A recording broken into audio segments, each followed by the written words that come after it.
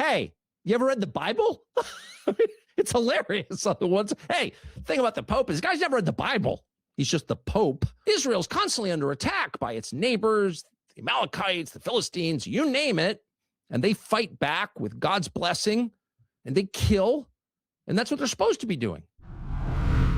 Here's Patrick Bet-David on his podcast a day or two ago. Watch this. I don't know why Catholics, have this issue with Jews.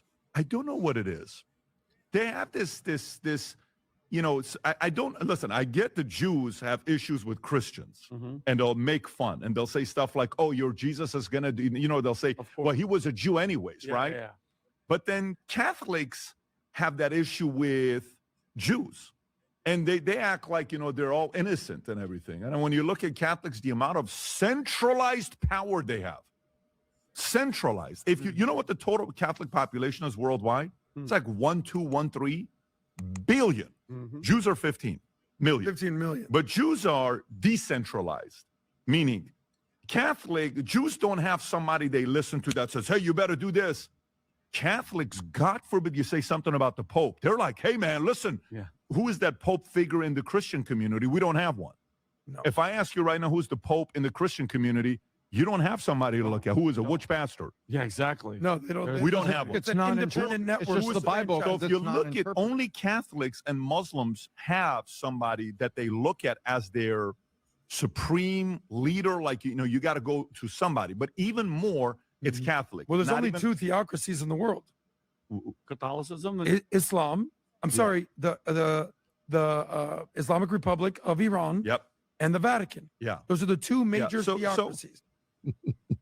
So actually, the Vatican is very much like the Nazi Iranian government, the theocratic government, the mullahs. It's all basically the same. They've got the complicated dress.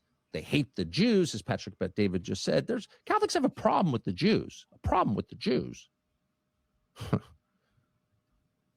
It's slander. It's an attack on the world's largest and oldest Christian denomination, and it's taking place openly. And it's all coming from the same source, which is Israel. The issue is Israel. Anyone who supports the Netanyahu government, not Israel as a concept, not all Jews, no, the Netanyahu government, anyone who ratifies every decision, no matter how violent or grotesque or genocidal of the Netanyahu government, those are the good people. And anyone who doesn't is a Nazi. And by the way, their religion itself is a Nazi religion. It's an inherently anti-Semitic religion. That's what they're telling you out in the open. And the kind of casual dismissal, the mockery, the loathing of the oldest and largest Christian church, it's just remarkable. Probably the most mocked and yet clearest evangelist of this new faith is Israelism. You could say it's Christianity without the New Testament. And that would be someone, again, who's often made fun of for being dumb or he doesn't know what he's talking about.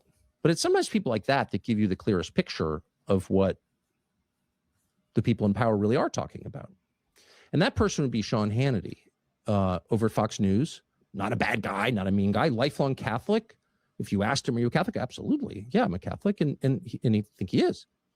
It's not an attack or even a claim to understand his personal religious faith.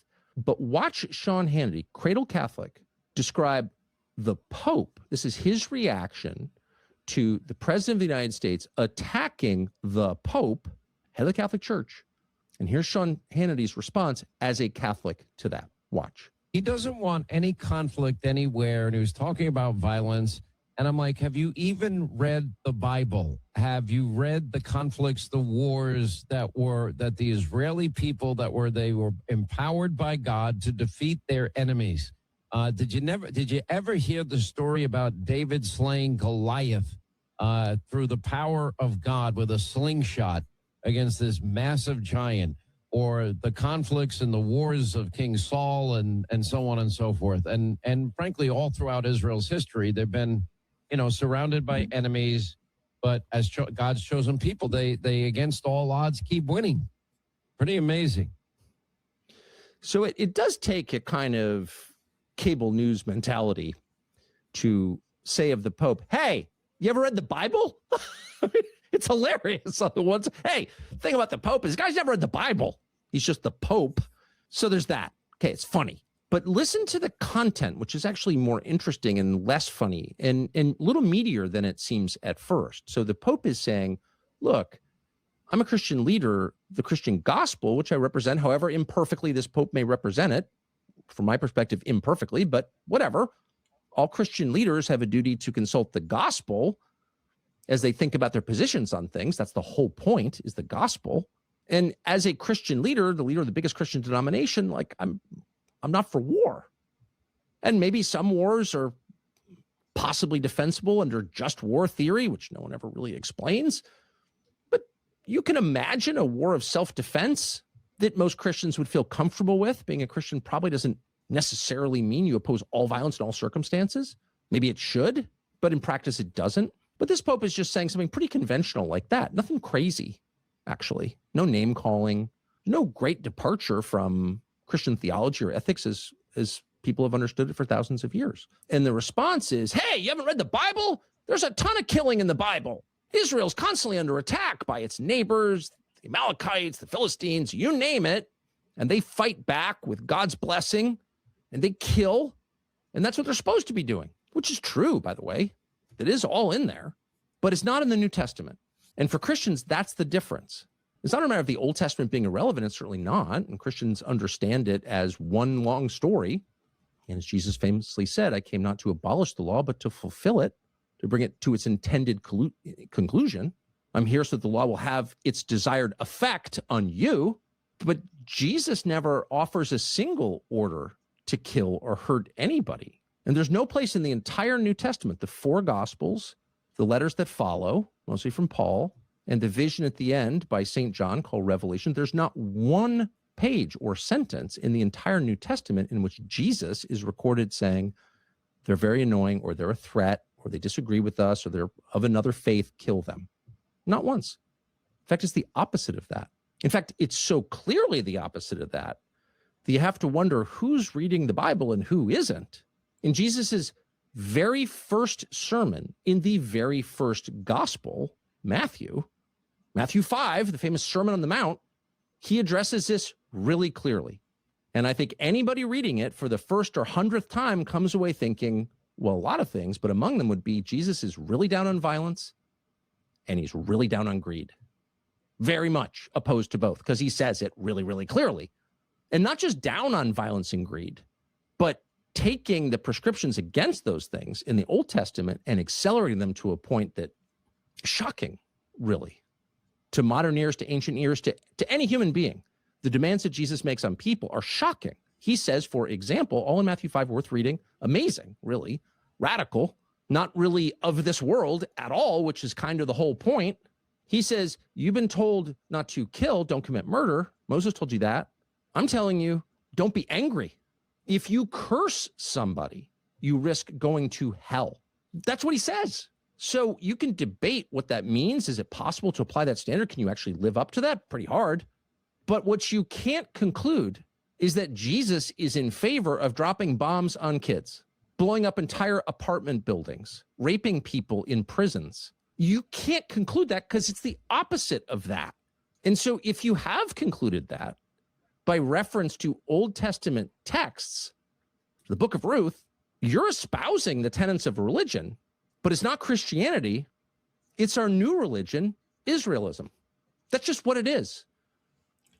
That's crazy. I mean, Tucker is right in a lot of points here. I mean, we're in an era that if you even believe in religion, they come out, they attack you. It's crazy. And how they're just attacking Islam and Christianity now.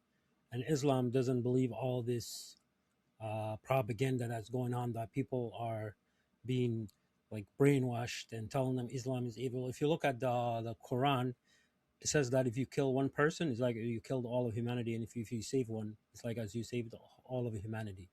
So nobody wants to support unjust wars and killing of innocents.